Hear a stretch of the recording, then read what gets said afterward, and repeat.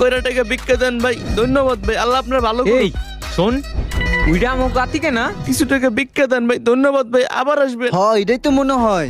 কিছু খাই নাই ভাই, 3-4 দিন ধরে। কিছুই তো বুঝতেছি না, তুই একটু ধর তো, আমি দেখি আহি। আচ্ছা আচ্ছা যাও। ভাই আল্লাহ রাস্তা কইরা টাকা কি ভিক্ষা রে, দেন তুই ভাই। এই জায়গায় ভিক্ষা করতেছ, কাহিনী কি? আচ্ছা একটা কথা কও, এই পর্যন্ত তুই আমার কাছ থেকে কয়বার টাকা হাওলাত নিছস? বন্ধু তা তো মনে নাই। কেন, কি হয়েছে? আমার গাড়ি বাড়ি বেচে তোরা টাকা হাওলাত দিতে দিতে আজ আমি পথের ফকির, আর তুই জিজ্ঞেস কি হইছে? ও তার মানে আমার লিগা ভিক্ষা করতে বইছে।